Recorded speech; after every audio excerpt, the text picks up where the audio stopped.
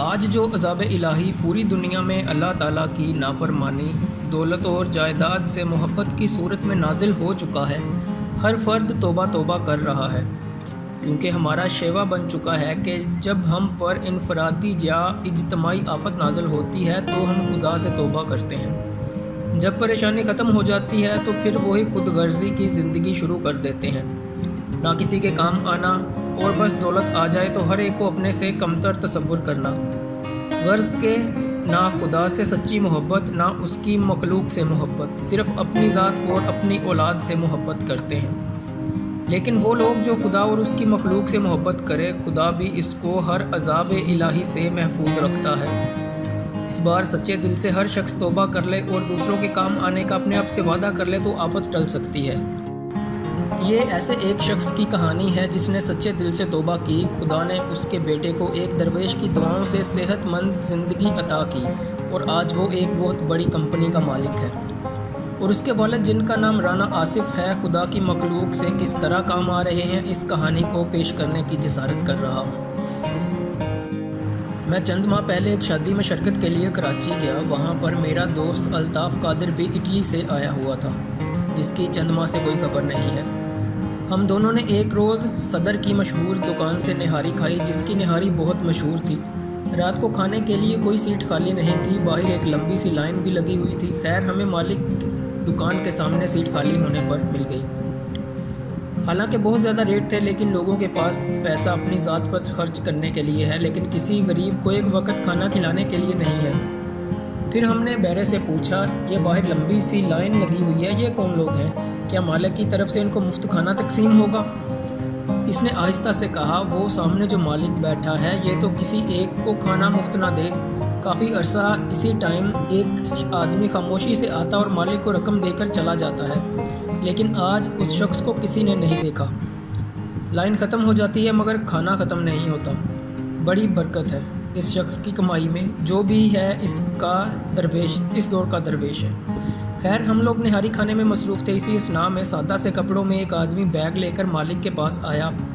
مالک اس کو لے کر اندر کمرے میں چلا گیا۔ جو مالک دکان کسی گاہک کو خاطر میں نہیں لا رہا تھا، وہ اس کی عزت و احترام سے رخصت کر کے باہر تک آیا۔ جیسے عموماً ہم ہر ایک کو غلط رویے سے دیکھتے ہیں، میری بھی سوچ ایسی تھی۔ جب ہم کھانا کھا کر باہر آئے تو وہ بھی شخص باہر ضرورت مند لوگوں کی لائن میں کھڑا تھا۔ نہ چاہتے ہوئے میں نے کہا، یہ کون آدمی ہے جس کو مالک دکان نے اتنی اہمیت دی؟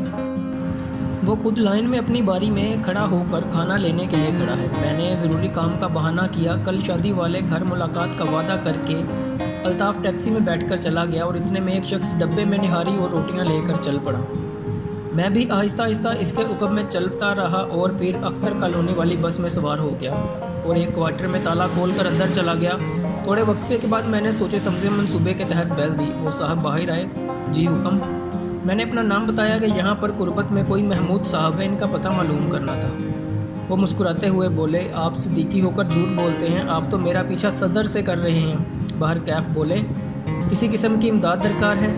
اور مجھے ایک الماری کھول کر بولے، جس قدر ضرورت ہو رقم لے لیں۔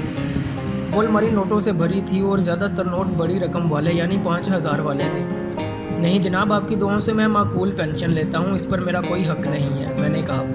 پھر کیا چاہتے ہیں؟ میں نے ساری کہانی ان کو بیان کر دی کہ کس طرح آپ نے دکان کے مالک کو ادائیگی کی، پھر ضرورت مندوں کی لائن میں لگ کر اپنی ہی ادائیگی کا کھانا حاصل کیا۔ وہ کہنے لگے، بات یہ ہے کہ جہاں تک ادائیگی کا تعلق ہے یہ ان کا حق تھا، اور لائن میں بھی میں اس لیے کھڑا ہوا تاکہ مجھے بھی اس کیفیت سے گزرنا پڑے جس سے یہ ضرورت مند گزرتے ہیں۔ لیکن یہ تبدیلی کیسے آئی؟ میں نے پوچھا۔ ایک درویش فقیر نے میری زندگی بدل دی اور میرے بیٹے یاسر کو ان کی دعاؤں کے طفیل اللہ تعالیٰ نے نئی زندگی عطا فرمائی، اور یہی آج میرے کاروبار کی دیکھ بھال کر رہا ہے۔ اور اس فقیر کی ہدایت کے مطابق خدا اور اس کی مخلوق تھوڑی بہت خدمت کر کے قبر کے عذاب سے محفوظ رہنے کی کوشش کر رہا ہوں۔ پھر انہوں نے اپنی اس فقیرانہ زندگی سے یوں پردہ اٹھایا۔ میرا نام وقار عثمانی ہے۔ میرے والد مرحوم ایک بہت بڑی کمپنی کے مالک تھے، اور ان کی وفات کے بعد تمام کاروبار اکلوتی اولاد ہونے کی وجہ سے میں مالک بن گیا۔ میری بیوی بھی ایک اعلیٰ خاندان کی پڑھی لکھی اور دولت مند تھی۔ غرض کہ دولت ہمارے گھر کی لونڈی ہونے کی وجہ سے میں بہت مغرور اور خود غرض تھا۔ نہ کبھی زکوٰۃ خیرات کی تھی اور نہ اپنے سے غریب رشتہ داروں سے ملنا تو درکنار، ان کو اپنے گھرانے پر ذلیل کر کے گھر سے نکال دیتا تھا۔ میرا ایک بیٹا تھا، میں نے اس کو اعلیٰ تعلیم دلوائی، لیکن اچانک اس کو ایک دم عجیب و غریب بیماری لگ گئی۔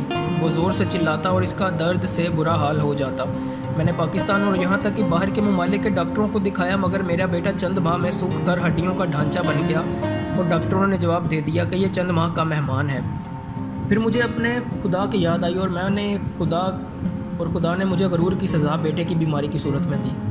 جب وہ پکڑتا ہے تو کوئی چھڑانے والا نہیں ہوتا۔ میں اور بیوی رو رو کر اپنے گناہوں کی معافی طلب کرتے۔ میں نے زکوٰۃ خیرات دینی شروع کر دی۔